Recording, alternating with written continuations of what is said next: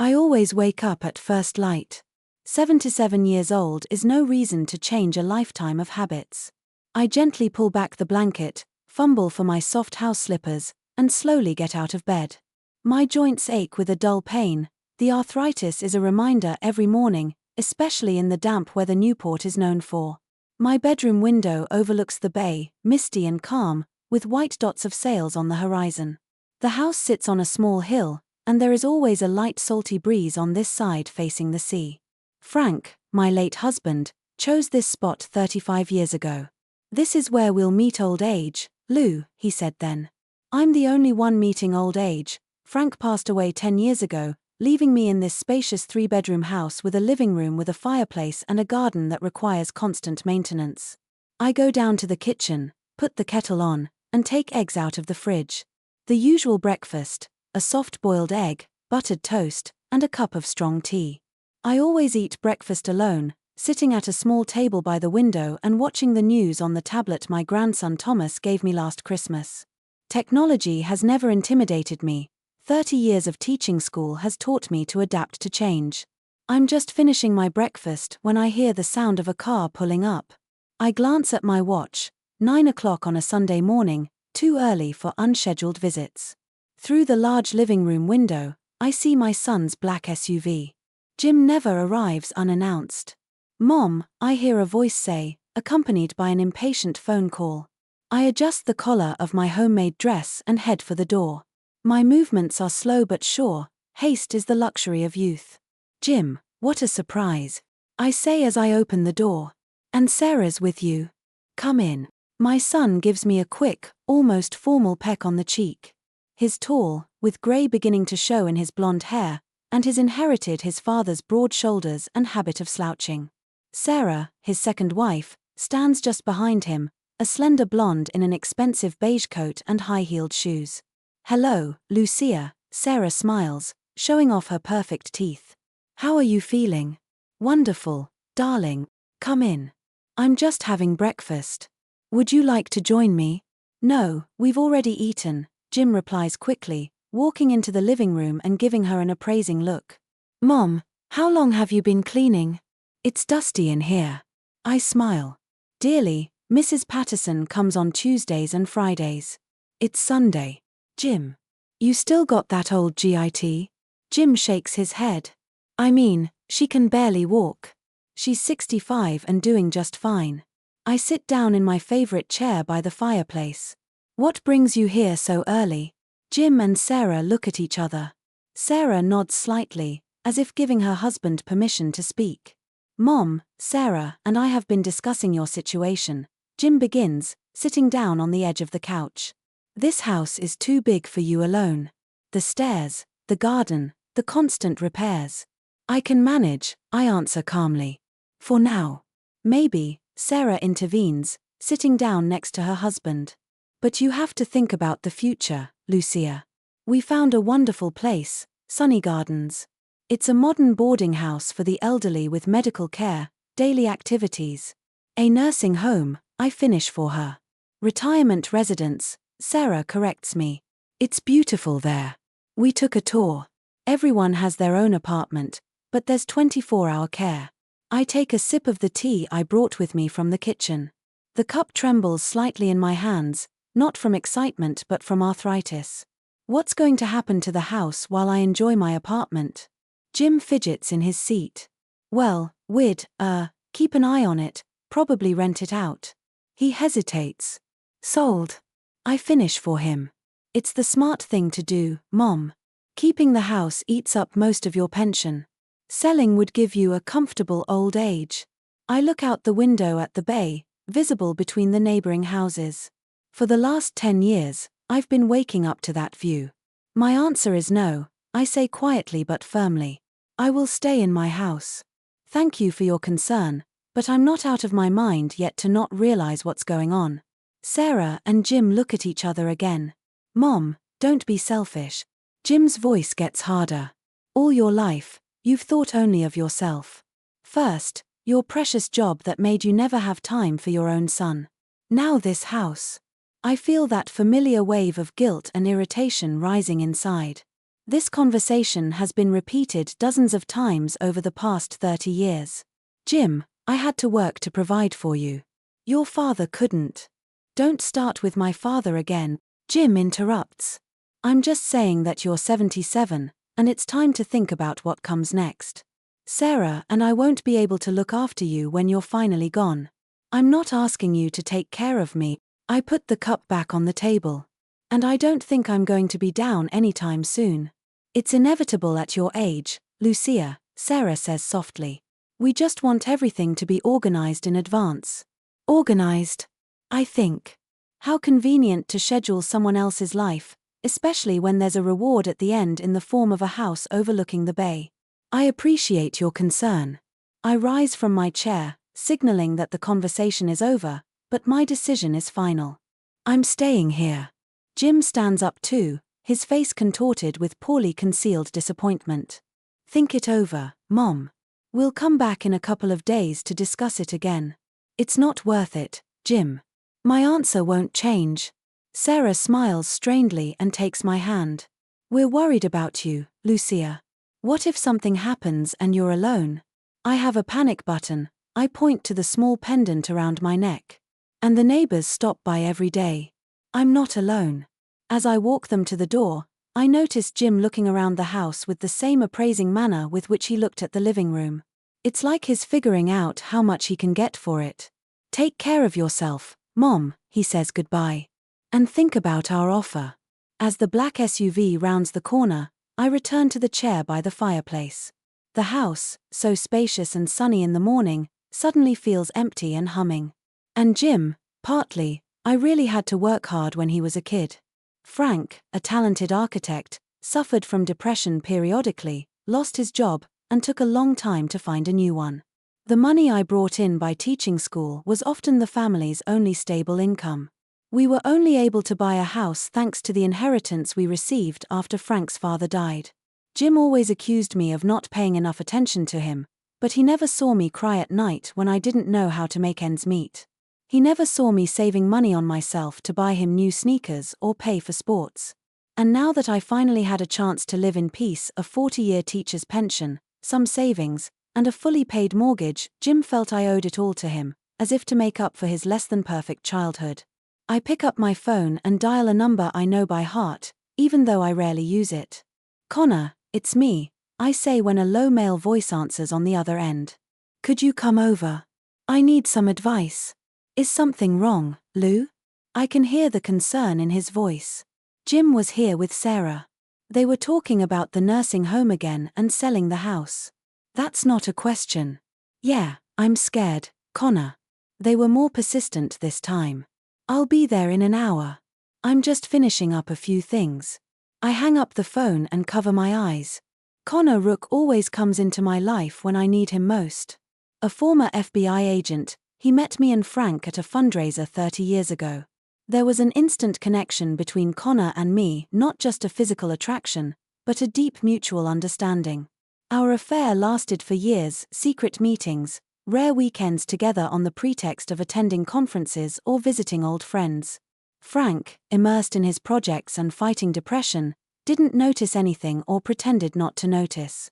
Jim, consumed with his own teenage problems, was all the more oblivious to my life. After Frank died, Connor and I had the opportunity to be together openly, but we decided to keep things the way they are. Connor lives in his house on the other side of town. I live here. We see each other once or twice a week, sometimes traveling together. It's a freedom that suits us both. Jim doesn't know about Connor, or rather, he knows him as an old family friend who occasionally drops in for tea. I've never let my son in on the details of my personal life, nor did he let me in on his. I found out about marrying Sarah after the fact, with a dry text message and a picture from Vegas.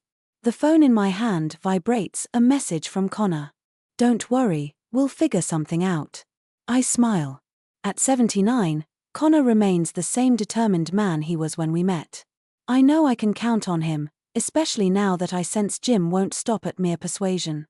In his eyes, I see a determination bordering on obsession.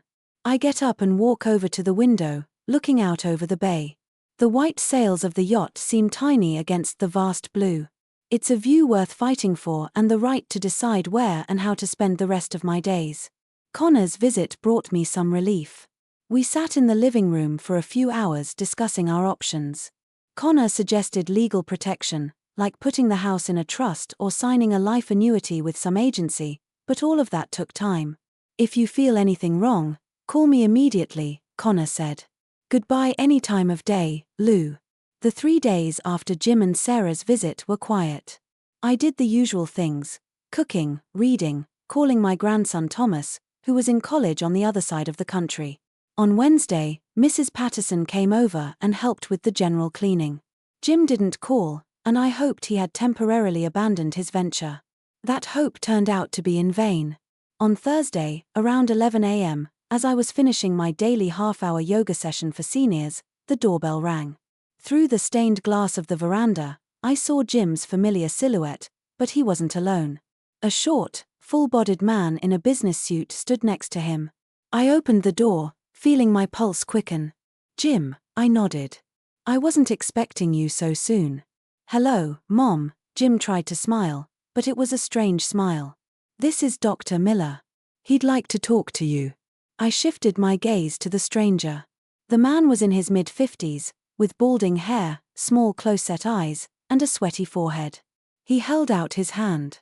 Dr. Warren Miller, neurogeriatrician. It's very nice to meet you, Mrs. Callow. I didn't respond to the handshake, feeling the anxiety building inside. I didn't make an appointment with a neurogeriatrician. Dr. Miller, your son is very concerned about your condition, Mrs. Callow. He's asked me for an informal consultation. I looked at Jim. He was carefully avoiding my gaze. Come in, I stepped back, allowing them into the house. But I don't have any health problems that require specialist counseling. We walked into the living room. I sat in my favorite chair, and Jim and Dr. Miller sat on the couch across from me. The doctor took a notebook and pen out of his briefcase. Mrs. Callow, can you tell me about your typical day? What do you do? For what purpose? Dr. Miller asked. Just to get an overview of how you function. I glanced over at Jim. He was staring out the window, tapping his fingers nervously on his knee. I wake up around 6 o'clock in the morning, eat breakfast, read the news, then I do yoga for 45 minutes in a program for seniors. Sometimes I go to the store or the post office, it's not far. In the afternoon, I read or watch soap operas. Once a week, I go to the book club at the library. In the evening, I usually call my grandson or friends. Dr. Miller wrote something down in his notebook. Do you often forget what needs to be done? Maybe you leave the stove on or can't remember where you put things.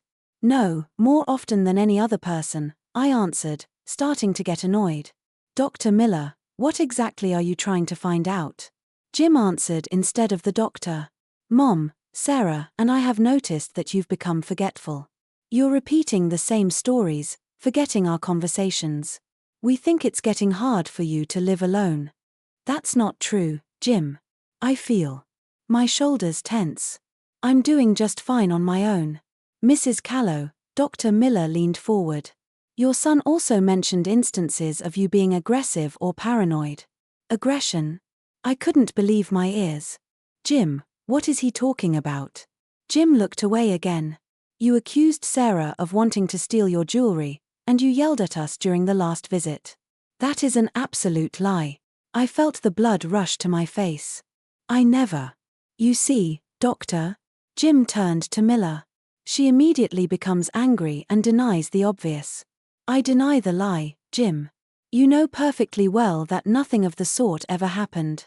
Dr. Miller wrote something down again. Mrs. Callow, could you give me today's date and the name of the incumbent president? Today is Thursday, June 17, 2025.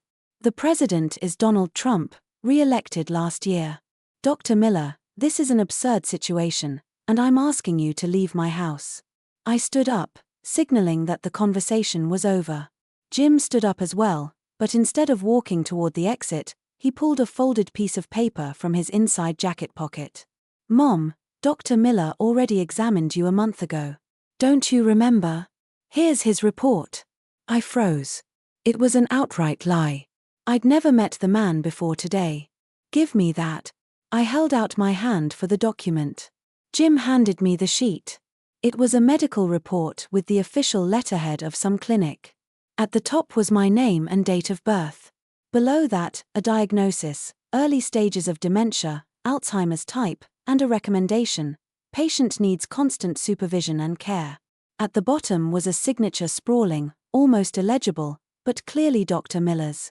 Sitting across from me, "It's a fake," I said quietly, feeling my insides go cold. "I've never been to see Dr. Miller." "You don't remember, Mom? It's part of your disease to forget recent events." I looked at Dr. Miller. He was sitting there with a nonchalant look, as if this was a routine procedure. "I request another examination from my doctor, Dr. Bishop. She's been seeing me for 15 years and will certify that I'm of sound mind." "We've already spoken to Dr. Bishop," Jim said with fake sympathy in his voice. "She agrees with Dr. Miller's diagnosis." It wasn't just a lie anymore, it was a well-planned conspiracy.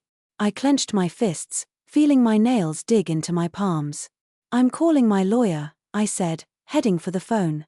"That won't help, Mom." Jim pulled out another document. "This is the court order appointing me as your guardian due to incapacity. It's already in effect." I took the paper. It was indeed a court order dated last week. It declared me medically incompetent and appointed Jim as my legal guardian with full control of my estate. "That's impossible," I whispered. "There would have been a hearing. I should have been notified." "There was a hearing, Mom. You were present with a court-appointed attorney. You don't remember?" Again, I felt the room begin to spin before my eyes. I needed to contact Connor immediately, but not in front of them. I needed to buy time. "What are you going to do?" I asked, trying to keep my voice calm. "I've already filed the papers to sell the house," Jim answered, and now there was no attempt at concern in his voice. "We'll use the proceeds to pay for your stay at Sunny Gardens. You'll move in next Tuesday. And if I say no?" Jim and Dr. Miller looked at each other. "Then I'm afraid we'll have to put you in a mental institution for involuntary treatment, Mrs. Callow," Dr. Miller said. "I have every reason to recommend it if you show any resistance." That was blackmail, pure blackmail. I looked at my son, trying to find some doubt in his eyes, some shred of affection, but there was only the cold triumph of a man who'd gotten what he wanted. "Does Sarah know what you're doing?" I asked. "It was her idea," Jim grinned. "She found Dr. Miller a very enterprising woman." "My wife." I sank into the chair, feeling suddenly weak. I had to do something, but what? The court order had already gone into effect. If I resisted, they could really put me in a mental institution. I needed to buy time, get in touch with Connor, maybe find an honest lawyer. "I need to think," I said. "Give me at least a day." "There's nothing to think about, Mom," Jim said. "The decision's already been made. Here's the deed to the house. You just need to sign it." He put another stack of papers in front of me. "What if I don't sign?" I looked up at him. "Then I'll sign for you as your legal guardian, but it's easier if you do it yourself. Less questions at the notary's office." I took the papers in my hands, pretending to read. In fact, the letters were blurring in front of my eyes. I frantically searched for a way out. "I need to pack," I said, trying to buy time. "Personal things I want to take with me to this boarding house." "You'll have time for that," Jim nodded, "but first you have to sign the papers." I felt a wave of anger rising inside me. This man, my son, the one I'd raised, the one I'd worked to exhaustion for, was now robbing me of everything in cold blood. "Why, Jim?" I asked quietly. "Why are you doing this to me?" Something flashed in his eyes for a moment, maybe shame or doubt, but it disappeared quickly. "Because it's fair," he answered. "You've always been a cold, distant mother, always put your work before me. Now I need this house for my family, for my future, and you'll live out the rest of your days in comfort." I shook my head. "I was never cold, Jim. I just did what I could to provide for us." "Your father. Leave your father alone." Jim's sudden outburst. "You were always using him as a shield. Poor, weak, sick Frank, and me. I was just an extra, a burden." I looked at my son, and I didn't recognize him. Had he been carrying around this resentment all these years? This distorted version of our life? Jim, it's not true. I loved you more than anything in the world. That's enough. He jumped up, his face contorted with rage. Just sign the damn papers. The house doesn't belong to you anymore. Forget about it. His shout echoed through the living room. Dr. Miller looked slightly embarrassed but made no move to intervene. I realized it was useless to argue. I had to pretend to be broken, agree, and then contact Connor when they left. Okay, I said quietly, picking up a pen. Where do you want me to sign? Jim calmed down a little, pointed his finger at the bottom of the last page. Here, and initial each page right here in the corner. I began to sign the papers page by page. Inside, I was seething with indignation and pain, but outwardly I remained calm. I couldn't let them suspect that I was up to something. That's it, Jim said as I signed the last of the papers. The house is now officially in my possession. A notary will be here tomorrow to notarize the deeds. Can I pack my things? I asked, trying to keep my voice humble. Of course, Mom. Jim was suddenly almost gracious. You have all weekend. Sarah and I will move in here on Monday, and we'll take you to the boarding house on Tuesday. I nodded, not trusting my voice. Jim and Dr. Miller got ready to leave. See you tomorrow, Mom. Jim even tried to hug me goodbye, but I pulled away. As soon as the door closed behind them, I rushed to the phone. My hands were shaking so badly that I couldn't dial Connor's number right away. Connor, I said when he answered. I'm in trouble. Jim forged the medical records. He got me declared incompetent and appointed him guardian. Connor arrived 40 minutes after I called. I watched through the window as his silver sedan pulled up in front of the house. Despite his age, Connor moved with the energy of a 60-year-old. Tall, trim, with thick grey hair and a military bearing, even his casual clothes, dark blue slacks and a tweed jacket, fitted him impeccably. I opened the door before he could ring the bell. Lou, he immediately took my hands in his, looking into my eyes. Are you okay? I don't know, Connor, I answered honestly, feeling my fake calm crumble under his concerned gaze. He took my house away from me, my own son. We walked to the living room. I pulled out the papers Jim had left behind and held them out to Connor. He scrutinized every page, frowning harder and harder. This is pure fraud, he said at last. Forging medical documents, perjury in court. Your son and this so-called doctor will be dead when law enforcement gets a hold of them. But that takes time. I sank into the chair, feeling unusually tired. And I don't have much time. He and Sarah are moving here on Monday, and I'm going to the boarding house on Tuesday. Connor sat down across from me, putting his papers on the coffee table. You said yes. I signed the papers, if that's what you mean. I had no choice. He threatened a mental institution. Connor shook his head. Oh Lou, you were always too soft on him. There was no reproach in his words, only sadness. He always thought I was too indulgent with Jim, too concerned about his feelings. Maybe he was right. Do you remember when we met? Connor asked suddenly. I smiled despite the circumstances. Of course, a charity event for veteran police officers. Frank was invited as the architect who designed the new wing of the memorial complex, and you were the most beautiful woman in the audience. Connor smiled too. In a blue dress with a pearl barrette in her hair. Do you even remember the barrette? I remember every detail, Lou. The way you laughed at the mayor's joke, how you frowned when someone spilled wine on the tablecloth, the way you furtively yawned during the police chief's particularly boring speech. I shook my head. I didn't even realize you were watching me. Oh, I was very careful, Connor grinned. A former FBI agent knows how to remain undetected. But when you stepped away from the window during the dance, I decided to take a chance. I remembered that moment. We were standing at the window, looking out at the lights of the city, talking about everything: books, music, politics. Frank was discussing his new project with some official and didn't notice our absence. You said you hadn't met such an intelligent and interesting woman in a long time. I remembered, and that was the truth. I wasn't planning to start an affair, Lou. I knew you were married. Neither of us did. I sighed. But Frank, at the time, it was another period of depression. He wouldn't talk to me for weeks, locked himself in his office. And you saw me. You really saw me. I remembered our first kiss in his car when he gave me a ride home from some art show. Frank had refused to go then, saying he had a headache.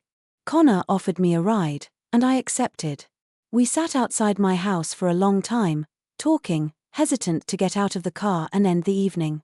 And then he leaned in and kissed me tentatively, as if afraid of my reaction. "Remember our first trip?" Connor asked as if reading my mind. "Vermont." I nodded. "A little hotel in the mountains." I told Frank I was going to a teacher's conference, and I took a 3-day vacation. Connor smiled. The best 3 days of my life. After that trip, we couldn't stop the secret meetings in hotels, the rare weekends together, the phone calls at night when Frank was already asleep. We were careful, never appearing together in public places, never leaving a trail. Connor was an expert at stealth, and I learned quickly. "Sometimes I think Frank guessed," I said quietly. But he never asked. Maybe he was comfortable. I didn't demand attention from him, didn't blame him for his depression, his reticence. "Do you regret it?" Connor asked seriously. I thought for a moment. "About being with you?" "Never about lying to Frank. Sometimes he was a good man, just broken. And after he died, did you ever think we could have been together openly?" It was a question we'd carefully avoided all these years. After Frank died, I was alone in the house, and Connor offered to move in with me or take me in with him, but I refused. I was afraid, Connor, I admitted. Afraid that Jim would find out the truth, that he'd hate me even more. He'd always idealized his father and he'd always thought of me as cold and aloof. "If he found out about you and me..." Connor nodded. "I understand, Lou, I really do. But right now, don't you think you've been worrying about his feelings for nothing?" I grinned bitterly. "I do now, but that doesn't mean I was wrong then." Connor stood up and walked to the window, staring out at the horizon. His silhouette against the setting sun looked so familiar, so trustworthy. "I have a plan, Lou," he said at last, turning to me. "But it's going to require a certain toughness. Jim has committed a serious crime, forgery of medical records, fraud, maybe even bribery of public officials. If this judge was in cahoots, he could get real jail time." I felt my heart clench. "I don't want Jim to go to prison, Connor. No matter what, he's my son." "I know," he said softly. "And I'm not suggesting we take this to sentencing, but we need to scare him enough to make him back off." "How?" "I still have connections at the bureau and the DA's office. We can open an investigation, do some preliminary interviews, maybe even detain him temporarily. And then you can generously drop the charges, but on the condition that he rescinds all those documents and leaves you alone." I thought about it. It was a risky plan. Jim could get even angrier. But on the other hand, I had no choice. It wasn't just about the house, it was about my freedom, my right to decide my own fate. "And this doctor, Dr. Miller?" I asked. "Oh, he'll break first," Connor said confidently. "They always do. He's probably already involved in schemes like this, and if you dig deeper, a lot of interesting things will come out. One call to the state medical board." I pictured Dr. Miller testifying against Jim, my son sitting in a holding cell. It was painful. "There has to be another way," I said.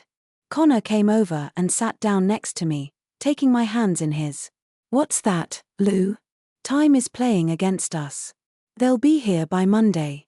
We could appeal to the court, but that would take weeks, if not months, and by then the house could be sold." "I know," I squeezed his hands. "It's just I always tried to protect Jim, even when he was wrong. Old habit, I guess.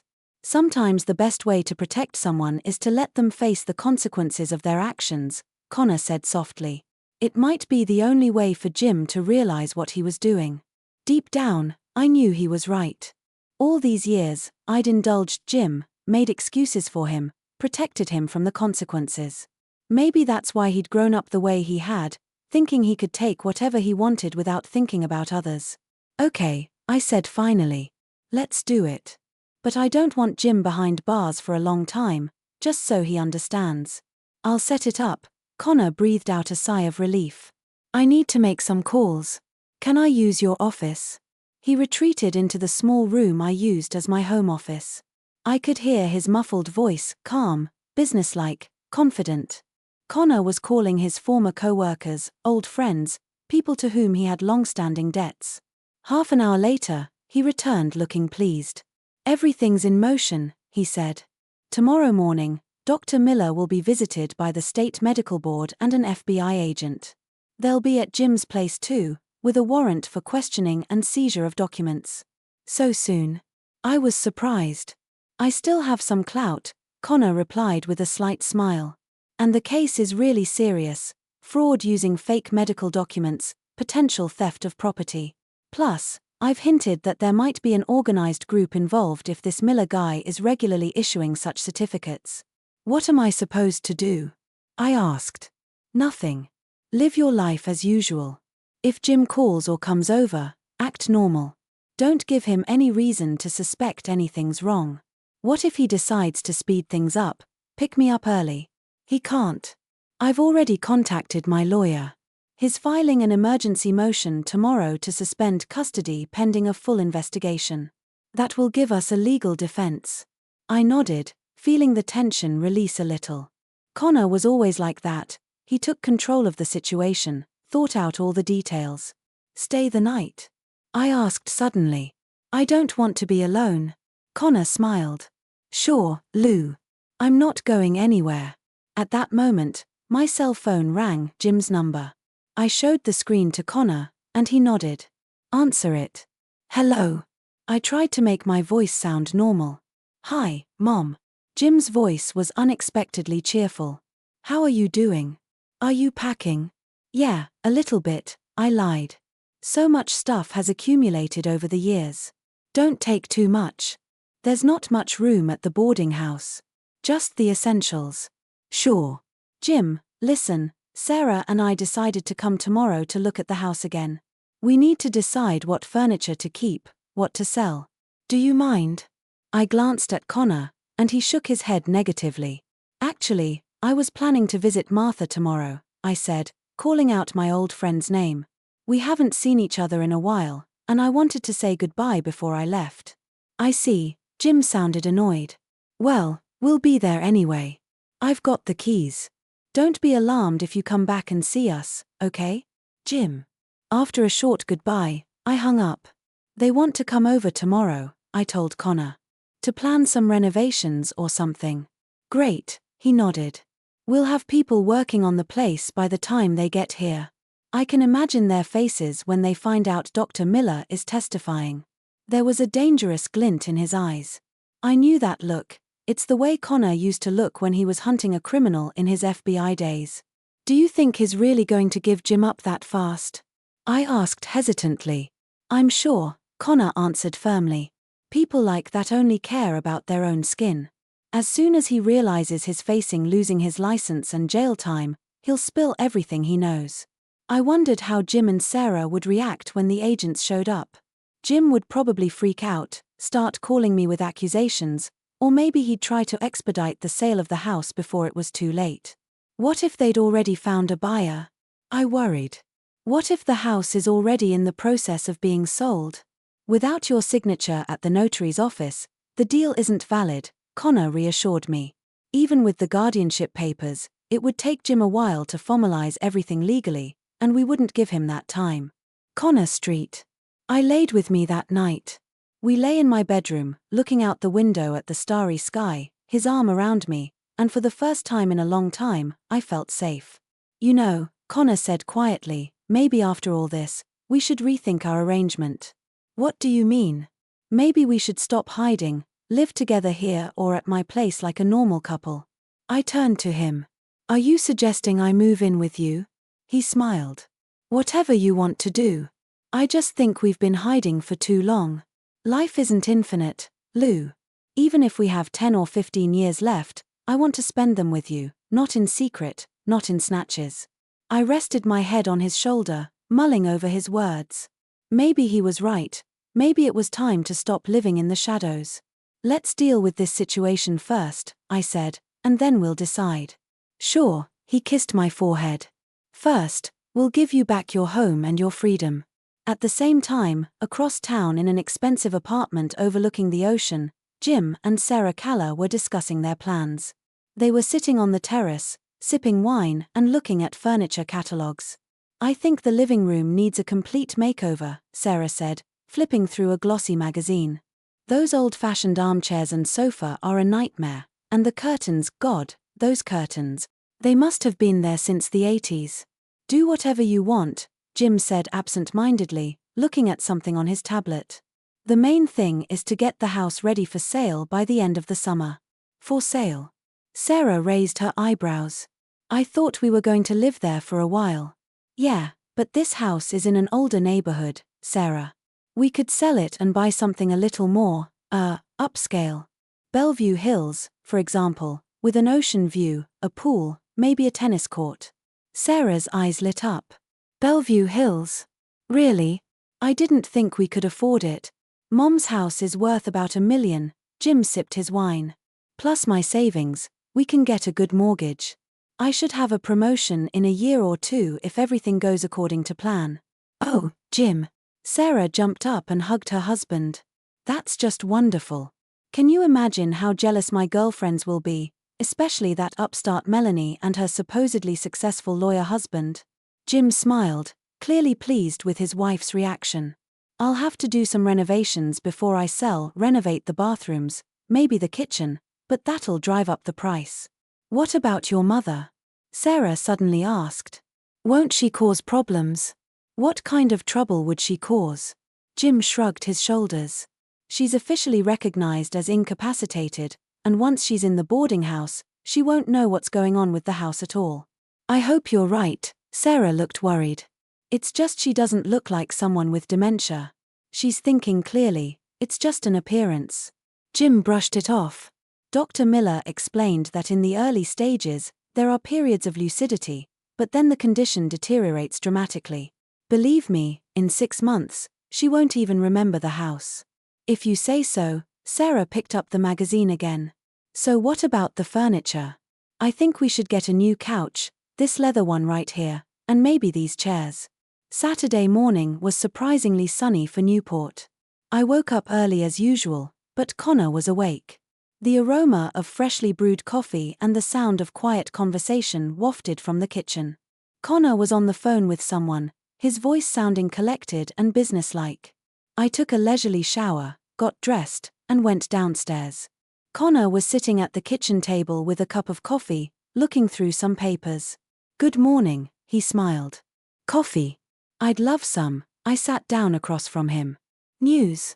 Everything's going according to plan. Connor poured me coffee.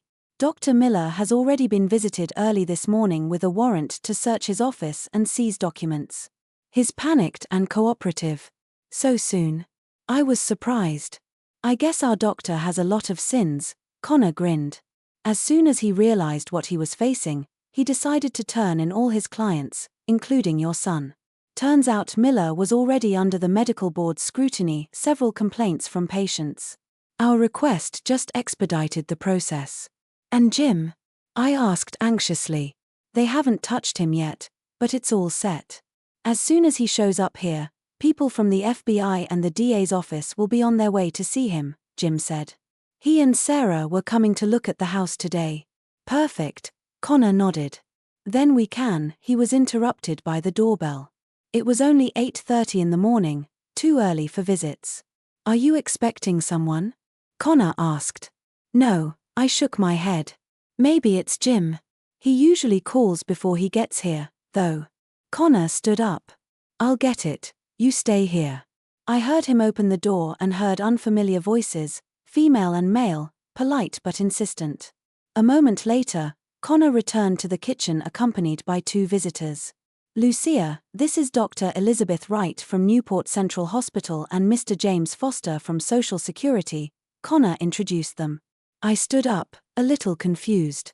Dr. Wright was a slender middle-aged woman with short dark hair and attentive eyes. Mr. Foster was a young man in a strict suit with a clipboard in his hands. Good morning, Mrs. Calla. Dr. Wright shook my hand. I apologize for the early visit, but we have a very busy schedule today. We're doing a routine review of patients diagnosed with dementia who are under home care, Mr. Foster added. Your case has made it onto our screening list. I cast a surprised glance at Connor. He nodded faintly. It was part of his plan. Sure, come on in, I pointed to the chairs. Would you like some coffee?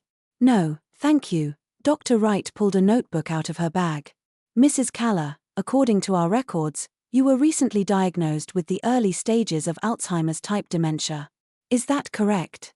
My son and Dr. Miller say so, I replied cautiously, but I have never been examined by Dr. Miller, and I believe that diagnosis to be false.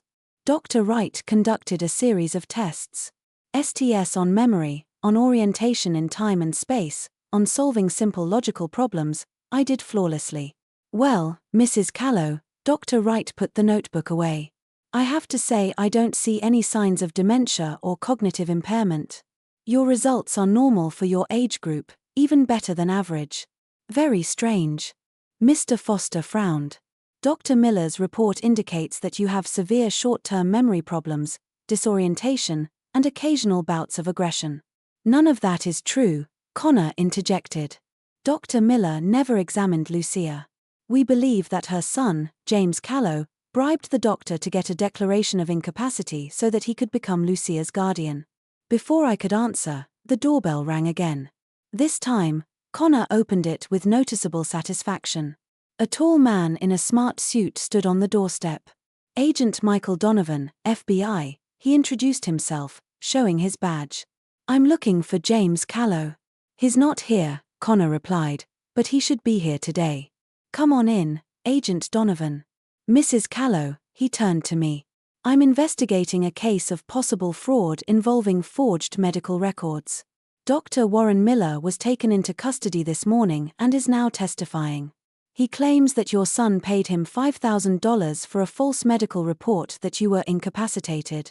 I felt my breath catch. $5,000? Jim paid $5,000 to declare me insane? Dr. Miller also claims this isn't the first time this has happened, Agent Donovan continued. He has worked with several realtors and lawyers to help unscrupulous heirs gain control of elderly relatives' estates. That's when we heard the sound of a car pulling up. I went to the window. Jim's black SUV pulled up in front of the house. That's my son, I said, feeling a strange mixture of relief and anxiety. A minute later, we heard the front door open. Jim had his own key. Mom, he called out, are you home? In the kitchen, Jim, I said. He came in, and his face changed instantly when he saw the crowd. Sarah, who had followed him in, froze in the doorway. What's going on here? Jim asked tensely. Who are all these people? James Callow, Agent Donovan stepped forward, showing his badge. Agent Michael Donovan, FBI. I need to ask you some questions regarding your interaction with Dr. Warren Miller. Jim's face went pale. I don't know what you mean. Mom, what's going on? I'd like to know that too, Jim, I replied calmly. For example, why did you pay Dr. Miller $5,000 for a false report on my incapacity? That's absurd, Jim exclaimed, but his voice trembled. Dr. Miller is a respected specialist. He has made a thorough examination. Mr. Callow, Dr. Wright intervened. I just ran cognitive tests on your mother. She shows no signs of dementia or other cognitive impairment. Mr. Callow, Agent Donovan pulled out a notepad. Dr. Miller has already admitted that he never performed an examination on your mother. He confirmed that you paid him for a false report. He's lying, Jim exclaimed. We have a record of a wire transfer from your account to Dr. Miller's account, the agent continued nonchalantly. $5,000 deposited 2 weeks ago. How do you explain that? Sarah, who had been silent until then, let out a quiet gasp and grabbed the door jamb. Jim, she looked at her husband with horror. Is it true? Jim ignored her question, his face contorted with anger. It's you. He pointed at me. You organized all of this. You and your friend. Mr. Callow, Agent Donovan stepped forward. I'm going to have to ask you to come with me to the FBI office to testify. I'm not going anywhere, Jim backed toward the door. Not without my lawyer. That's your right, the agent nodded. You can call your attorney into our office, but I insist that you come with me. Is this an arrest? Jim asked defiantly. Not yet, Agent Donovan was unfazed. But if you refuse to cooperate, I'll have to get a warrant for your arrest. Given Dr. Miller's testimony and the bank records, it won't take long. Jim looked cornered, his eyes darted around the room as if looking for a way out. What's going to happen? His voice trembled. What happens if I cooperate? It will be taken into consideration, the agent replied, especially if you provide information about other cases in which Dr. Miller may have been involved. I don't know anything about other cases, Jim exclaimed. I just wanted this house. Those words, spoken with such blatant greed, hit me harder than all the previous events. My own son, my only child, whom I had raised with so much love, just wanted to take my house away with no concern for my fate. Why, Jim? I asked quietly. Why did you want my house? You have a good job and an apartment downtown. Because I deserve it. He suddenly shouted. All my life, I've been in the background. First your job, then my father and his perpetual depression. Always someone or something was more important than me. And now you're sitting alone in this big house, and Sarah and I are crammed into a 2-bedroom apartment. Agent Donovan pulled out his cell phone, which began to vibrate. Excuse me, he said, stepping aside to answer it. He returned a moment later with an even more serious expression on his face. Mr. Callow, I've just received information that Dr. Miller has given a detailed statement.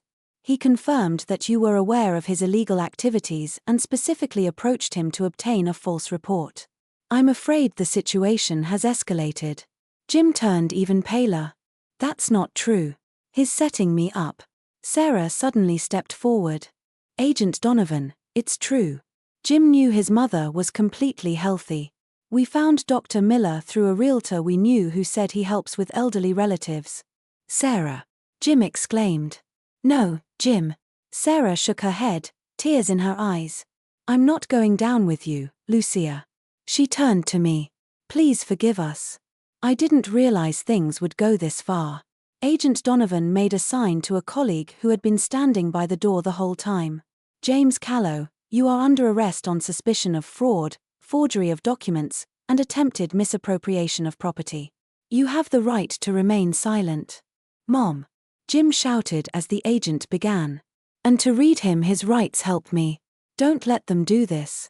I looked at my son, feeling my heart break. Jim, you tried to declare me crazy to take my house. How could you do that? I'm confused. He lowered his eyes. We're having money problems. I didn't mean to make you feel bad. I just thought the boarding house would take better care of you. That's enough, Mr. Callow, Agent Donovan cut him off as he cuffed him. You can explain everything in the office. As the agent led Jim out, he gave me one last desperate look. Mom, please call Martins. Tell him to get to the FBI office right away. Sarah remained standing in the doorway, confused and depressed. Lucia, she said quietly, I'm so sorry. I didn't know it would turn out like this. Mrs. Callow Jr., Agent Donovan addressed her. You're going to have to come with us to testify as well. Sarah nodded, wiping away her tears. Of course I will, Lucia. She looked at me. Jim really did find Dr. Miller specifically to get a fake report. He was planning to sell the house and buy a mansion in Beverly Hills. I'm so ashamed. When they left, there was silence in the house. Dr. Wright promised to send an official report on my mental health, and Mr. Foster assured me that the custody order would be lifted as soon as possible. I was alone with Connor, trying to make sense of everything that had happened. Are you okay? He asked, putting his arm around my shoulders. I don't know, I answered honestly. My son got arrested for trying to declare me crazy. How can I be okay? It's not your fault, Lou, Connor said softly. Jim made his choice. But what's going to happen to him now? I couldn't stop thinking about Jim's face as they led him out in handcuffs. A lot depends on you, Connor answered. If you don't push for the maximum sentence, if you ask for leniency. At that moment, my phone rang. It was an unfamiliar number. Mrs. Callow, a woman's voice answered the phone. It's Sarah. I've been authorized to make one call. Jim wants you to come to the FBI office. He's in a complete panic. He says that without your help, he could face up to 10 years in prison. Please help him. I'm begging you. I looked at Connor, giving him the gist of the conversation. It's up to you, Lou, he said. I'll support whatever you decide. We'll be there. I said to Sarah, tell Jim I'll help him, but on my terms. The FBI office in Newport was in a modern glass and concrete building near the center of town. Connor drove, and I sat beside him, trying to gather my thoughts. In my long life, I'd never been in a situation like this, my own son arrested for trying to declare me incompetent. Are you sure you want to do this? Connor asked, glancing at me briefly. No one will judge you if you decide otherwise. He's my son, Connor, I said quietly. No matter what. Connor nodded without saying a word. He understood me better than anyone else. We were met at the front desk by a young employee who, after learning our names, immediately contacted Agent Donovan. A few minutes later, the agent himself came out to meet us. Mrs. Callow, he shook my hand. Mr. Rook, thank you for coming. Please follow me. We went through security and up to the 3rd floor. Agent Donovan led us into a small conference room where a man in an expensive suit was already waiting.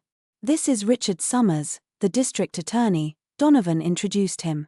He'll be deciding what charges to bring against your son. Mr. Summers was a tall, thin man in his 50s with prematurely graying hair and a keen eye. Mrs. Callow, he nodded slightly. Please accept my apologies for this unpleasant situation.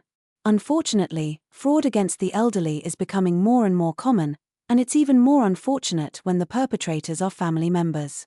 Where's my son? I asked, not reacting to his words. In the interview room with his lawyer, Agent Donovan replied. His wife is in the next room. She has agreed to cooperate and is testifying. I want to see him, I said firmly. Agent Donovan glanced at the prosecutor. It's possible, Summers finally said. But first I'd like to explain the situation to you from a legal point of view. We sat down at the table, Connor next to me, Agent Donovan and the prosecutor across from me. Mrs. Callow, Summers began, there's serious evidence against your son, the wire transfer to Dr. Miller, the forged medical documents, the false testimony in court to get custody. In addition, the testimony of Dr. Miller, who has already admitted his role in the scheme. And what's he facing? I asked, feeling a chill go down my spine. On the aggregate of crimes, up to 10 years in prison and a large fine, the prosecutor spoke calmly, as if it was about the weather. Fraud, forgery of documents, perjury, attempted misappropriation of property, the list is impressive. The list is long. 10 years. I repeated. For trying to take my house. For the way he wanted to do it, Summers corrected. Declaring a healthy person mentally ill in order to deprive them of their property is a serious crime, Mrs. Callow. In some cases, such actions have resulted in the deaths of elderly people placed in mental institutions against their will. I understood the logic of the law, but I couldn't stop thinking about Jim behind bars for 10 years.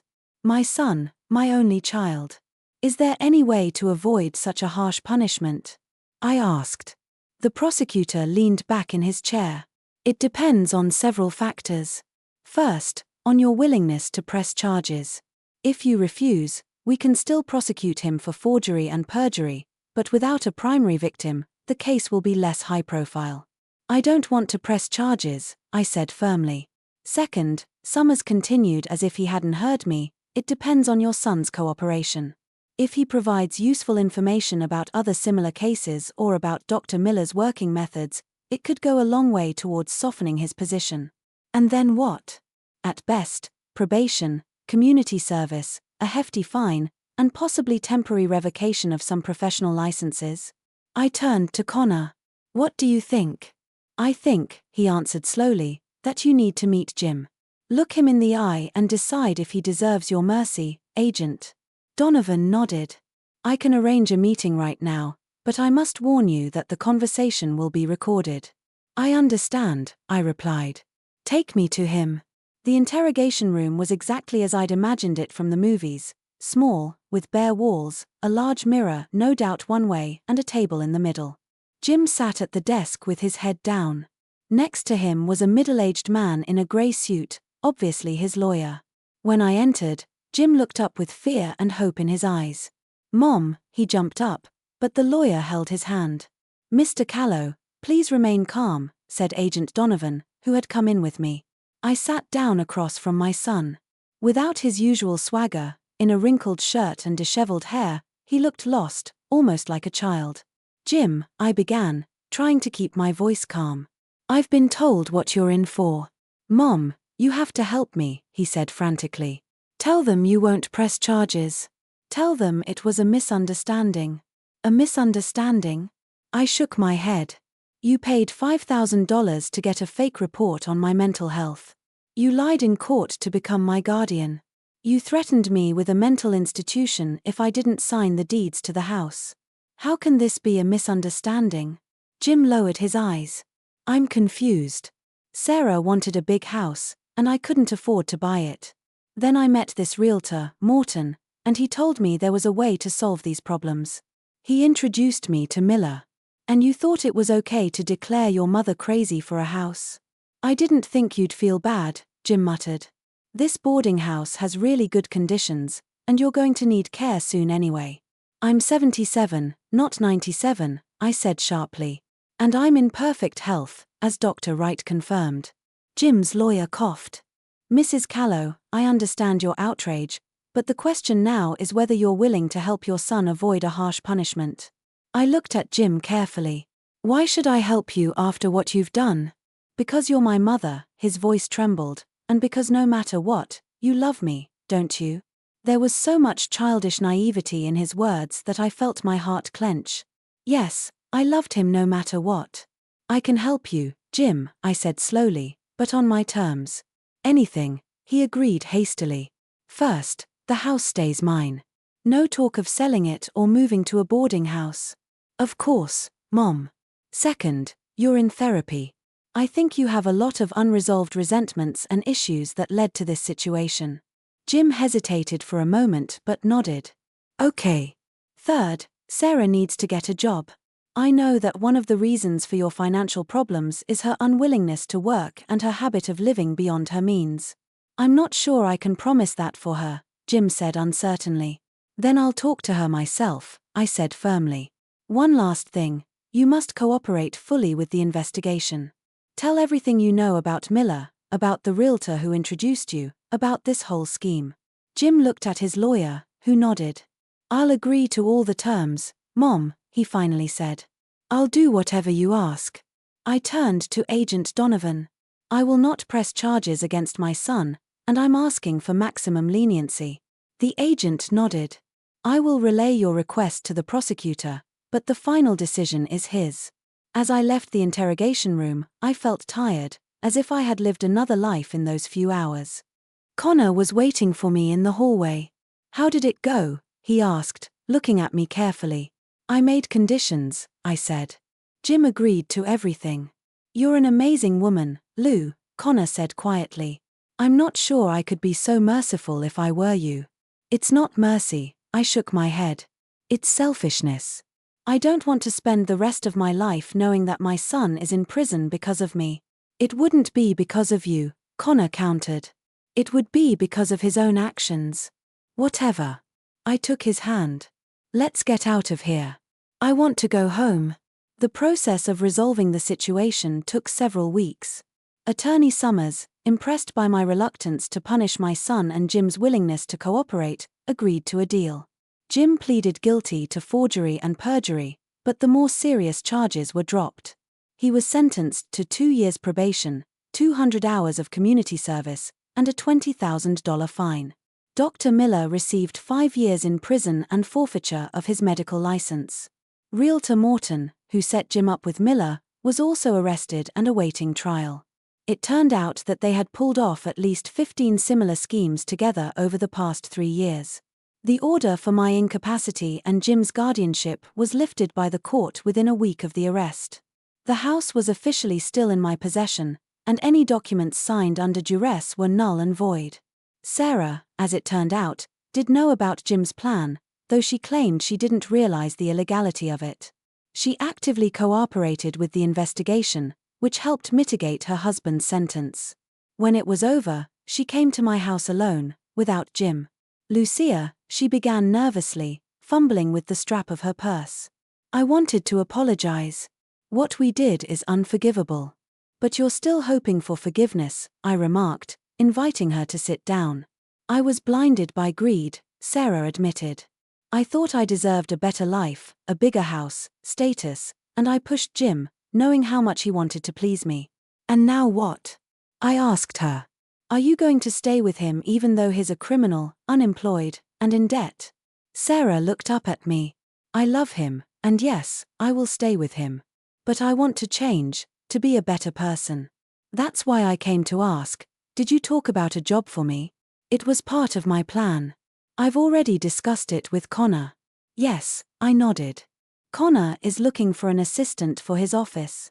He's doing some security consulting right now, and he needs someone for administrative work in the office of your, friend." Sarah was surprised. "Exactly. Connor knows your role in all this, but is willing to give you a chance. It's not the highest paying job, but it's stable and, more importantly, honest." Sarah looked astonished. "Why are you helping me after what I did?"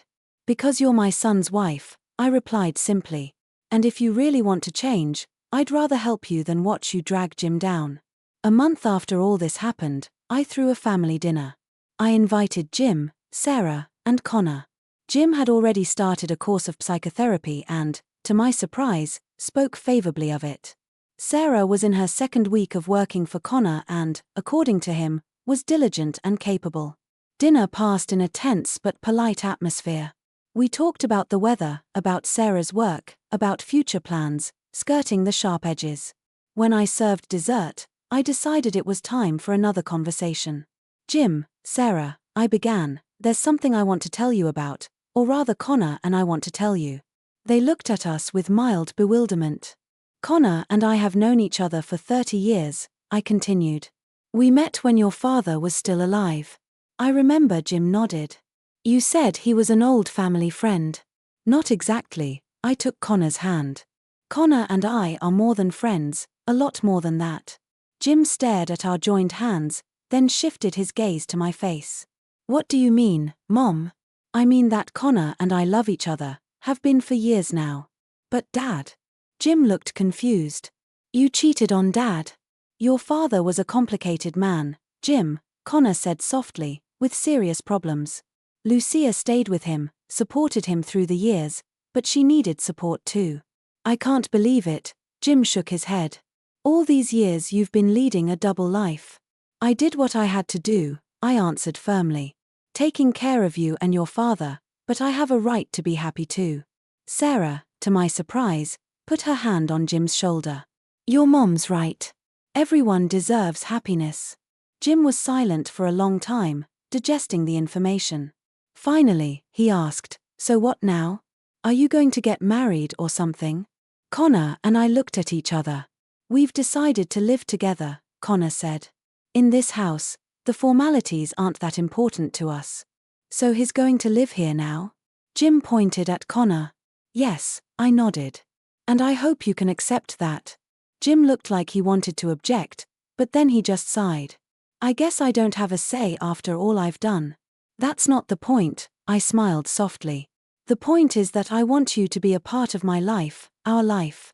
But to do that, you need to accept my decisions." "I need time to get used to it," Jim said honestly, "but I'll try." "That's all I ask," I squeezed his hand. When Jim and Sarah left, Connor and I sat on the veranda looking at the stars over the bay. "Do you think he'll be okay with it?" Connor asked. "In time," I nodded. "Jim has a lot of things to rethink, not just our relationship but his life, his decisions." "What about you? Do you regret helping him?" I thought for a moment. "No, he's my son and I love him no matter what. That doesn't mean I approve of what he did or that I forgave him easily, but I couldn't do otherwise." Connor put his arm around my shoulders.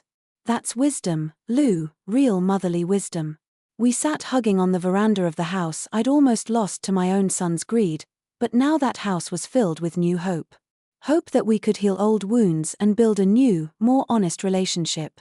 Connor by my side, Jim on the road to mending, Sarah trying to change. Maybe sometimes out of the darkest of situations, something light is born. I turned to Connor and said quietly, "You know, it took me 77 years to learn to live in the present, not the past, not the future, just today. Better late than never." Connor smiled and kissed me. At that moment, I was perfectly content.